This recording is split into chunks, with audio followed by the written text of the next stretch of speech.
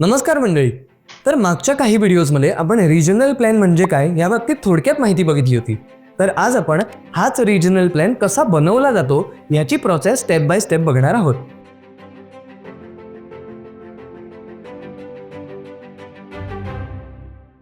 नमस्कार sir.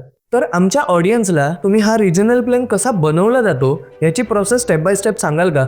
Yes, of course. आपण यापूर्वी रिजनल प्लॅन म्हणजे काय हे मागच्या व्हिडिओमध्ये पाहिलेलं आहे. आता आपल्याला शंका आल्या असतील की हा नेमका बनतो कसा. आता ह्याची स्टेप बाय स्टेप प्रोसेस असते, मग ती मी आता तुम्हाला एक्सप्लेन करून सांगतो. आता तुम्हाला स्क्रीनवर फ्लोचार्ट दिसत असेल. सुरुवातीला प्रदेश नियत केला जातो, म्हणजेच रिजन ठरवला जातो, त्याची हद्द आणि त्याचे नाव ठरवले जाते. मग त्यानंतर प्रादेशिक नियोजन मंडळ म्हणजेच रिजनल प्लॅनिंग बोर्ड हे घटित केले जाते.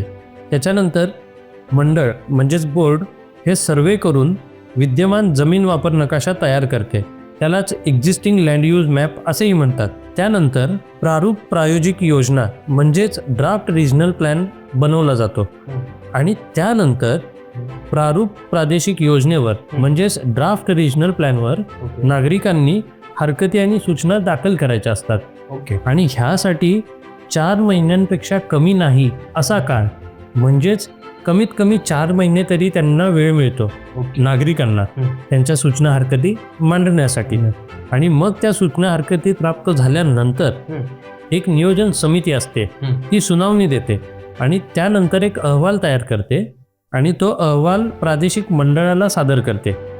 आणि त्याच्यानंतर प्रादेशिक मंडळ प्रादेशिक नियोजन समितीचा अहवालावर निर्णय घेतं आणि आवश्यक ते बदल करतं आणि ते झालेले बदल प्रारूप नकाशामध्ये दाखवतं आणि तो अहवाल शासनाला मंजुरीसाठी सादर करतं. मग त्यानंतर ड्राफ्ट रिजनल प्लॅनला शासन मंजुरी देतं. आता ही झाली पूर्ण रिजनल प्लॅन बनण्याची प्रोसेस. आता रिजनल प्लॅनला ठराविक कालावधी असतो, साधारणतः तो 20 वर्षाचा असतो आणि मग त्याचं रिव्हिजन पण करावं लागतं. मग रिजनल प्लॅनचं रिव्हिजन हे रिजनल प्लॅन मंजूर झाल्यानंतर तो लागू होतो आणि तो लागू झाल्यानंतर 10 वर्षांनंतर रिजनल प्लॅनचं रिव्हिजन करता येतं. तोपर्यंत त्याचं रिव्हिजन करता येत नाही. तर ही झाली रिजनल प्लॅन बनवण्याची स्टेप बाय स्टेप प्रोसेस. तर हे ऐकल्यानंतर तुम्हाला हा प्रश्न नक्कीच पडला असेल की बाबा हरकती आणि सूचना मांडायच्या तर त्या कशा मांडायच्या. तर हा प्रश्न सोडवण्यासाठी सँक्शनवाला तर आहेच. सो लवकरात लवकर संपर्क करा आणि हो, सबस्क्राईब करायला विसरू नका. धन्यवाद.